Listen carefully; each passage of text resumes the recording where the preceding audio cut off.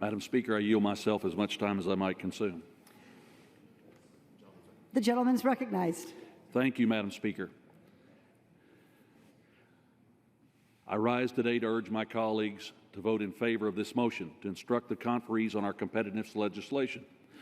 This motion instructs conferee members to agree to Section 2502 of the Senate legislation.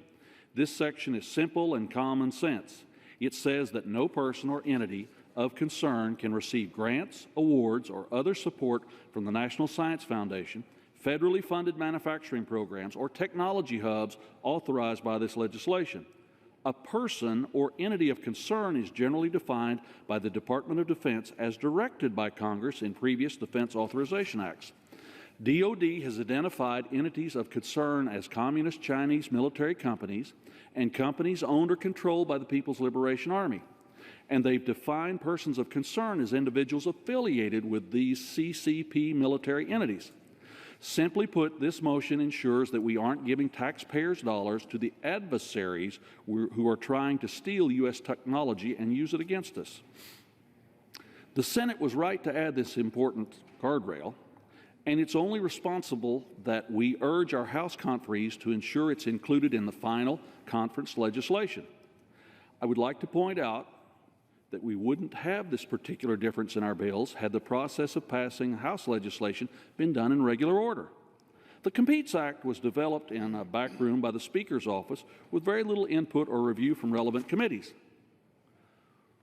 Although thoroughly vetted, bipartisan Science Committee bills were included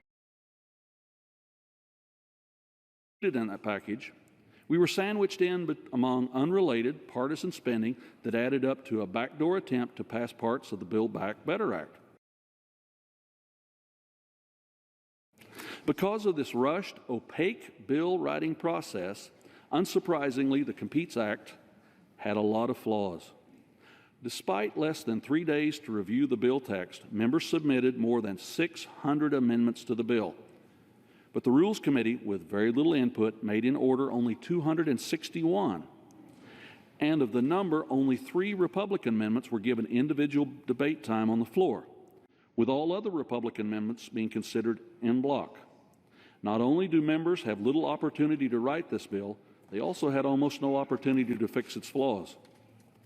I could go on about the danger of passing massive bills like this out of regular order, but for now I'll focus on this particular issue.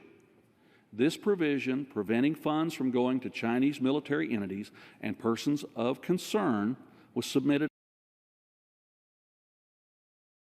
as a part of multiple Republican amendments to the Rules Committee, but none of these amendments were made in order. I fail to see how amendments limiting taxpayer funds from going to China isn't relevant to a bill about competitiveness with China. Democrats' failure to include similar language in Competes is an unfortunate example of an unwillingness to be strong on China and protect our national security. But we have a chance to rectify that now. Madam Speaker, surely we can all agree that we shouldn't be sending taxpayer dollars to communist leadership in China. They're already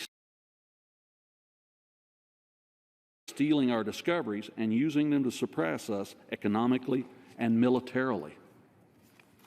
We're spending the time, money, and effort to plant the seeds of new technologies, but China is the one harvesting the crop. We have a once-in-a-generation opportunity to pass legislation to improve U.S. technology and to set us up to be globally competitive for the coming decade. The Science Committee has spent 2 years preparing for this opportunity, working together, Republicans and Democrats, holding meetings with stakeholders, conducting in-depth hearings, and individually marked up more than a dozen bills to strategically scale up America's research and development capacities. Those bills all passed out of committee unanimously, and many passed across the floor with strong bipartisan support. They double down on investment in basic research at the National Science Foundation, the Department of Energy, Office of Science and National Labs, and the National Institutes of Standard and Technology.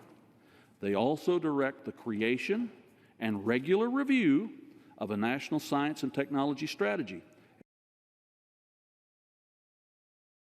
as well as improving STEM education and regional research opportunities. The Science Committee bills are targeted to the areas where government investment is most needed and will give us the biggest reward. We ensure our approach is strategic, focusing on the technologies of the future like quantum sciences, artificial intelligence, and advanced manufacturing. We will keep America competitive and secure and help create good jobs here at home. This legislation should be the foundation for the conference legislation, not competes, which is more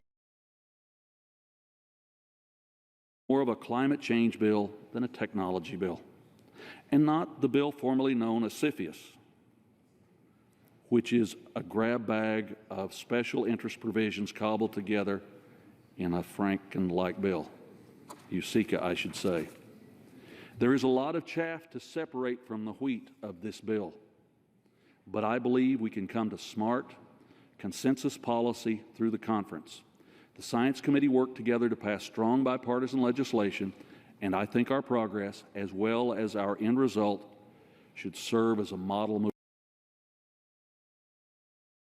moving forward. I'm looking forward to getting to work and paring down these bills to the smart policies we need.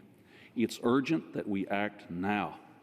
Democratic leadership delayed the legislation for 9 months. I assure you the Chinese Communist Party isn't doing the same. Let's stop playing politics with something so important. I urge my colleagues to pass this motion, and I reserve the balance of my time, Madam Speaker.